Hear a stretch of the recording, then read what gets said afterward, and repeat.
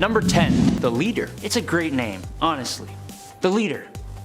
Nice. Rightfully so too. This guy is one of the Hulk's oldest rivals. Samuel Stearns was a janitor at a chemical facility where he unfortunately also had an incident involving gamma radiation. Samuel's gamma mutations gained him a super genius level intelligence, along with some telepathy. He also has the gamma ability of self-resurrection. There is actually an instance in Immortal Hulk number 39 in which he physically consumes the intelligence of another man, Brian Banner. But we don't know if this is a normal ability or a kind of mental representation of him consuming another person's knowledge, since he was in the below place at the time. The Leader fights with Bruce on so many different occasions, but the Immortal Hulk story is the one I'm really into right now. You should check it out if you haven't before. Number 9, Maker. I've said it before, I'll say it again. The Ultimate Universe is awesome. Hulk in this universe is actually quite a bit scarier, at least to me. You know who else is scarier? Reed Richards, the Maker. The Maker is the Reed Richards of the Ultimate Universe, who is evil. He's part of a group of superpowered beings alongside Hulk, Human Torch, Kang, and Quicksilver, who are called the Dark Ultimates. They are essentially villains together, and Hulk and Maker are actually kind of on the same team. Maker actually battles Hulk in a more psychological way, when he calms one of his rampages and convinces him he's being used by S.H.I.E.L.D. After a whole whack of confusing comic booky stuff, the Ultimates all team up and save the day, and then travel the cosmos hunting down the Maker. Number 8, Maestro. The Maestro is technically Hulk himself, only an alternate version, one who lived through a nuclear apocalypse. He has the intelligence of Bruce, but basically double the strength of Hulk in his base form. He has easily defeated the Hulk several times, and his existence as a possible future version of the Hulk scares the hell out of Bruce himself. He is what would happen if you took the Hulk and made him evil and power hungry and powered him up. In his timeline, he rules over the megacity of Dystopia, where the remnants of humanity live, and he overthrew the former ruler Hercules not through pure strength, but through deception. He is powerful, ruthless, and just a pretty rude dude. Well, here we are. We meet again at the end of the 8th point. You know how great you are? Pretty great. When you gingerly press upon that like and subscribe button, it lets us know that this is the kind of content you like to see. So, thanks for doing that. Don't forget to check us out on Facebook too. You can find a little extra content. Alright, let's carry on, shall we? Number 7. Juggernaut. Cain Marko, the avatar of the god Sidorak. Cain is a Thor-level threat to the Marvel Universe, wielding the abilities granted to him by the Gem of Sidorak. Juggernaut has almost limitless super strength and stamina. He has a nearly invulnerable force field. He's immortal, and when he does somehow get damaged, he has a ridiculous healing factor. His main ability, however, is irresistible force embodiment, meaning once he begins to advance in a certain direction, it is virtually impossible to halt his movements. Guess who was one of the only characters to actually stop him? Thor! Yes, but shut up! Hulk! Hulk was one of them when he was War Hulk. Gosh, I gotta stop getting ahead of myself. Number 6, Nightmare. A mysterious lord of fear. Nightmare is basically an unstoppable demon capable of capturing the astral form or spirit of a person while they are sleeping. Nightmare has been shown to be capable of subduing 2 Earth demigods, an Eternal, and an Elder God. That's the kind of power we're talking about. But you can solve any problem when you're an impossibly strong green monster made of pure muscle, right? Nightmare manages to capture Hulk's mind and send him on a rampage against Dr. Stephen Strange. Luckily, the good doctor was able to contact Banner inside the Hulk's mind. I don't really know how one does this, but Banner transformed into the Hulk inside the Hulk's mind and fought off Nightmare.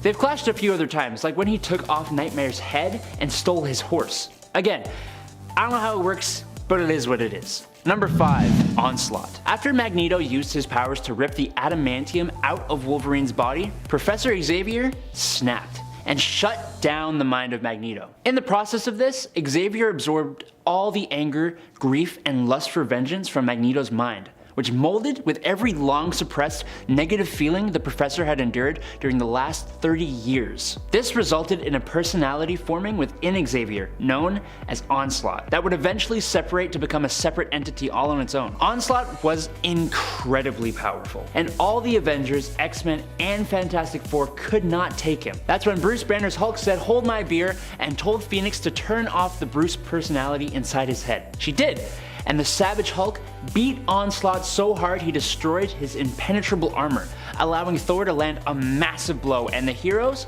to take the win. Number 4. Thanos. Thanos is an interesting one, and we're talking without the Infinity Gauntlet. See, he is exceedingly strong, so much so that he can stand toe to toe with Hulk, at least at Hulk's base strength. Thanos tends to have the advantage in most of their conflicts, using his intelligence and martial skill to take the win more often than not. We see an excellent example of this in the MCU's Infinity War, even if it was a stupid excuse for Hulk not to show up for the rest of the movie. The two of these guys have traded wins pretty evenly, but Thanos has the advantage in my mind. If you have the time, check out the Thanos vs. Hulk 4-part story. It's a cool story involving Annihilus, and it leads right into Thanos the Infinity Relativity, which is also a really fun read. Number 3. Surtur. We mentioned the MCU in the last point, but I thought I'd go full force into it. In Thor Ragnarok, we get to see Hulk attack Surtur, the fire giant, as he is destroying Asgard with the Twilight Sword. It's actually really awesome. So he has fought Surtur, but how would that go in the comics? That's a good question. Well, we know that Surtur's main purpose is to beat Odin, so he is at least on Odin's level. You know who else is on Odin's level? Zeus. And Zeus and Hulk have had a bit of a scuffle once upon a time, which didn't go well for the Hulk. But then again, you take one of Hulk's more powerful forms like Worldbreaker Hulk or Heart of the Monster Hulk, and Hulk takes the win every time. Number 2. Galactus. He's a cosmic being who goes around eating planets, and he thinks he can try to come to Earth and pull that nonsense? We have a Hulk. Earth's dinner menu is no longer available. Oh, just kidding. The Hulk has not won against Galactus, and they've never really had a one-on-one fight. It's safe to say that of all the heroes on Earth, Hulk is maybe one who could make Galactus notice him though. But that's likely as far as it will go. Just like with Surtur, in theory he could win if he got angry enough, but we just haven't had an example of that. And it would have to be quite the insane level of power for Hulk to take the win. Hulk does actually become the Herald of Galactus at one point when he becomes Worldbreaker Hulk in What If World War Hulk, and it is just insane. Number 1. The One Below All. In the Immortal Hulk storyline, Hulk is transported to the Below Place, which is the realm of the One Below All. Now, just to give some context, in Marvel Comics there's a character called the One Above All, who hasn't really been seen all too often, but it essentially is the equivalent to God, or the creator. Now we have gods like Odin and Zeus and Thor in Marvel Comics, but this is different. It is like the god of everything, the supreme ruler of creation and compassion.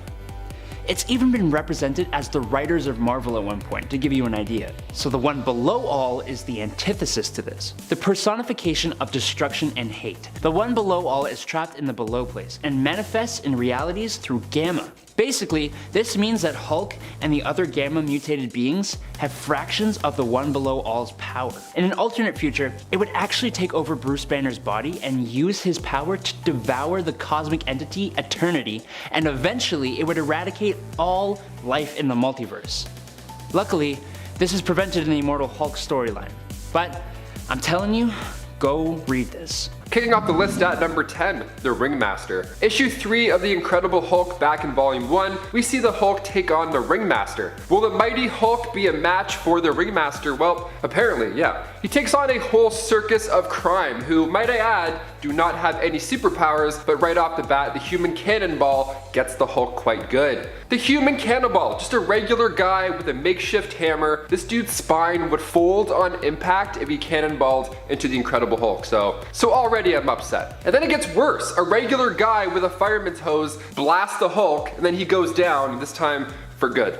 I mean, I know the Hulk's mind was being toyed with here a bit, but the fact that a crime circus was able to best him in the first place, not okay. Not okay. Number 9, the Hulk Killer. With a name like that, you already know how this one's going to end. Created by Sam Stearns, the leader, Hulk Killer first appeared in Tales to Astonish, issue 86. Some detectives are going through the leader's notes. They're finding out that he's created these humanoids, but the Hulk destroyed them all but one. This humanoid was built specifically to take down the Hulk, so the cops call in General Ross. They figure this ought to be an asset in some way, shape, or form for the government, but if only they could bring it to life, because you know, what would possibly go wrong? So they bring him to life and it all goes wrong. He just leaves, he walks right out of the building, not even fazed one bit by the bullets, of course. Then the Hulk arrives, they battle it out and they break their surroundings, but Hulk Killer just simply absorbs all these hits. Next, Hulk Killer beats Hulk so hard he reverts back into his banner form. It's embarrassing.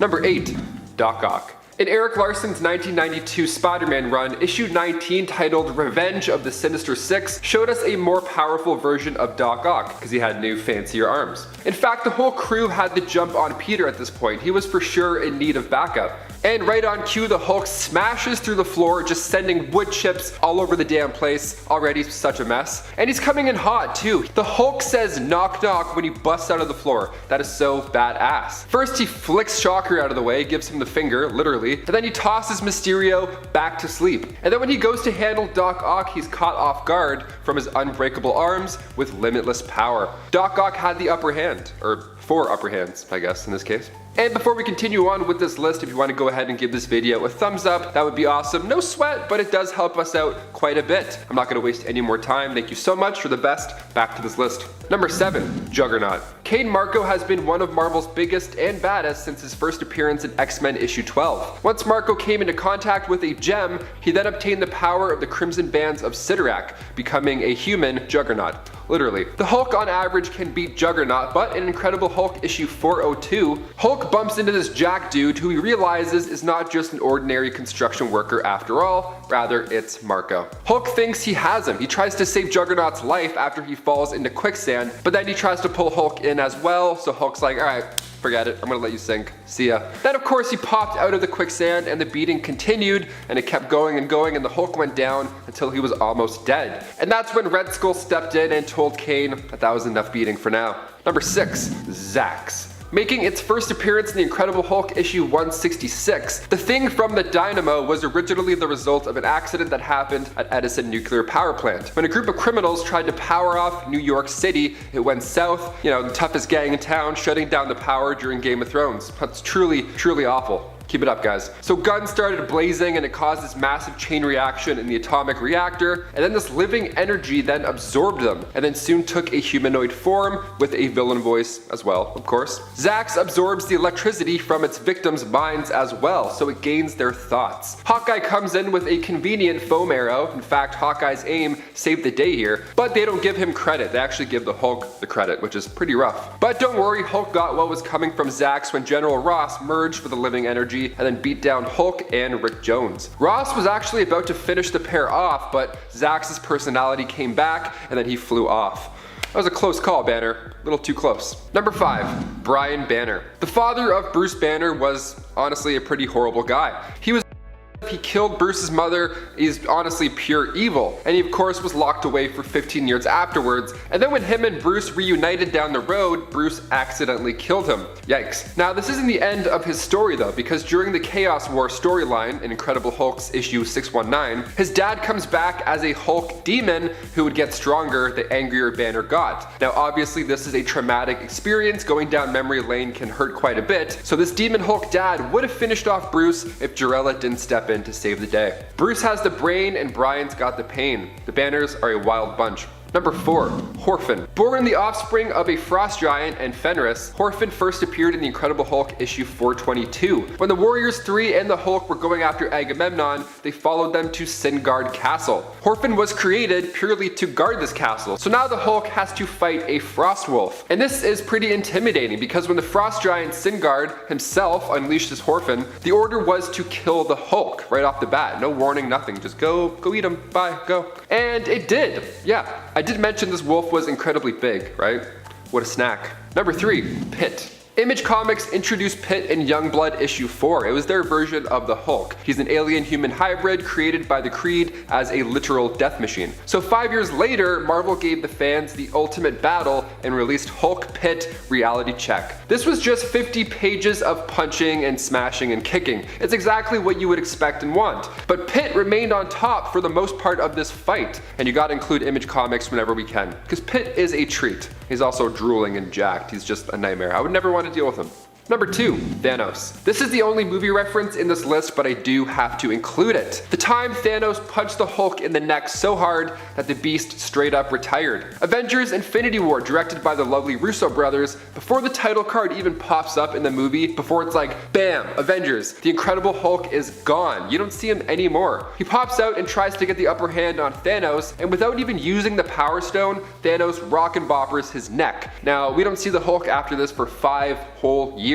And even then, he's like taking selfies and dabbing. It's not the same at all. And finally, number 1, Maestro. Maestro comes from an alternate future on Earth 9200, the Future Imperfect storyline. Now this takes place 90 years in the future, and that Hulk had basically just absorbed all this radiation from our fallen planet over time. He gets stronger, and unfortunately he also gets smarter. This isn't a dumb Hulk that gets, hosed down at a circus. This is the Maestro we're talking about. So our Incredible Hulk goes to fight him, but on the way into the massive city of Dystopia, appropriately named, Hulk finds all these weapons and artifacts from all of our fallen heroes. This new world was much harder to survive in, even with superpowers. And that's when Hulk meets up with his old friend, Rick Jones. Rick fills Banner in that basically everybody's dead except for those residing in Maestro's dystopia. He would keep the radiation level low enough for people to survive, but he would also keep it high enough for him to continue being powered up. Maestro ends up Minecrafting his way to Jones' secret base, and the two Hulks come face to face. Now part 2 of the story is obviously just a massive fight.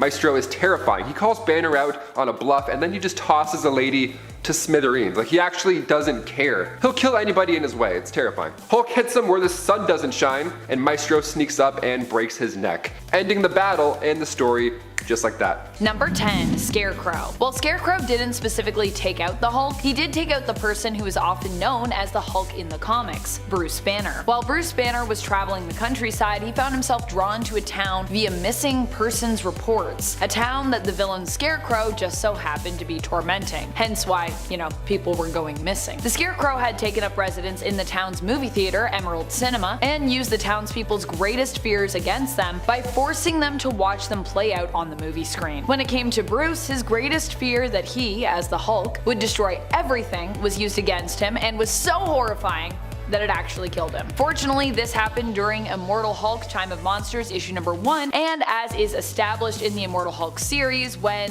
night fell, the Hulk returned, and this time around, Scarecrow was no match for Bruce's vengeful green alter ego. So while initially it may have appeared as though Scarecrow was more powerful, in the end he was proven to be no match for the Hulk's true rage, which is why we're ranking him lowest on this list. Number 9, Circus of Crime. The Circus of Crime managed to best the Hulk in issue 217 of The Incredible Hulk back in 1977, although this isn't the only time that the Circus of Crime would torment the Hulk. Here the Hulk ends up befriending a circus, not the Circus of Crime, but instead the Circus of Lost Souls. However, the Circus of Crime ends up being in pursuit of the Circus of Lost Souls because they want their most beautiful member, Miriam. It turns out Miriam is a sea nymph, or siren of the sea if you will, who the Circus of Crime's ringmaster hopes will be able to lead them to treasure. The Circus of Crime successfully catch up to the Circus of Lost Souls and capture them, including their newest ally, the Hulk. The Hulk ends up being hypnotized by the ringmaster. However, while he is defeated by the Circus of Crime here, Hulk ends up fighting back later in this same issue. And when the ringmaster attempts to hypnotize Hulk again, due to his rage at Miriam being in danger,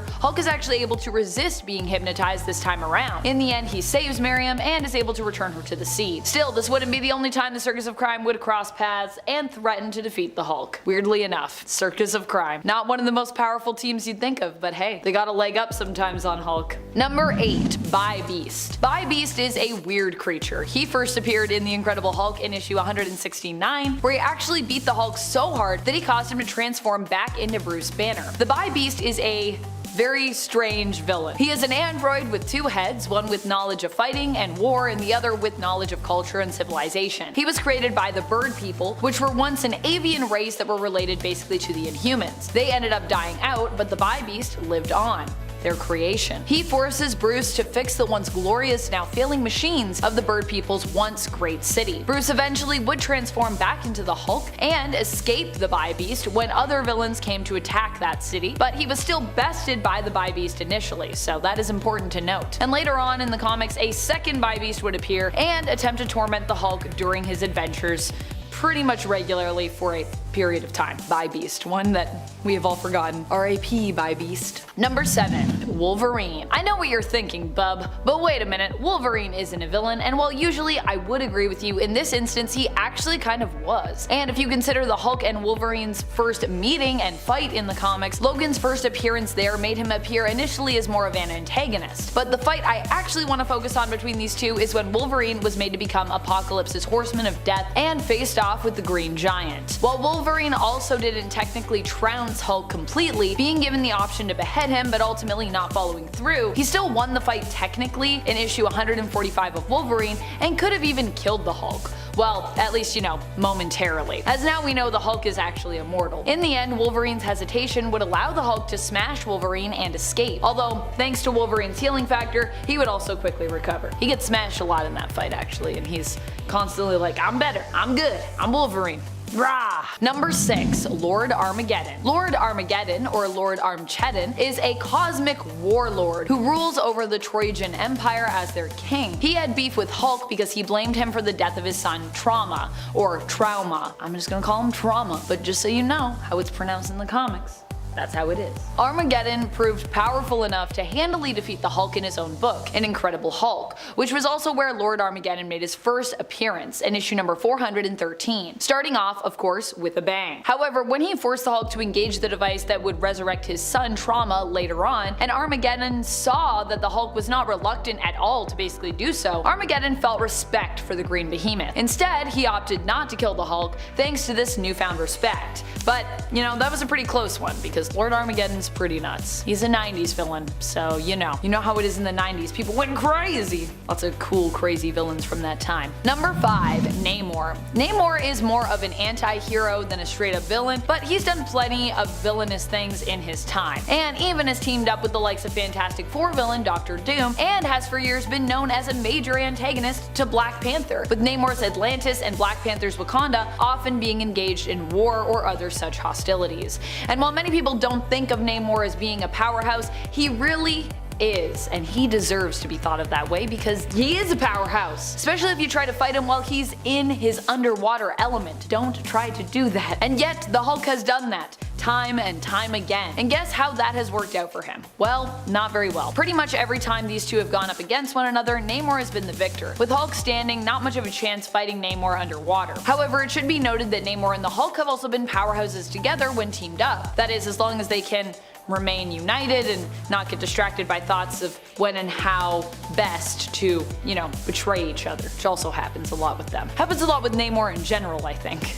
Actually. Number 4. Umar. Umar is the sister of Dormammu. She is known as a powerful sorceress and villain who sometimes works alongside her brother when she's not busy devising her own devious plots. She proved her power over the Hulk in a less conventional way. Their battle against one another that I'm focusing on here had less to do with fists flying and more to do with stamina. At one point, Umar gets her hands on the Hulk, with him having been trapped in the Dark Dimension during his time on the Defenders team. Instead of tormenting the Hulk, she sees potential in him and decides she'll make him her servant and possibly her paramour. The two get steamy, but Umar wins their tussle as the Hulk's passions are too short-lived for her, and he passes out after a few brief minutes, leaving Umar unsatisfied and, well, pretty unimpressed, and proving that at least her appetites are far more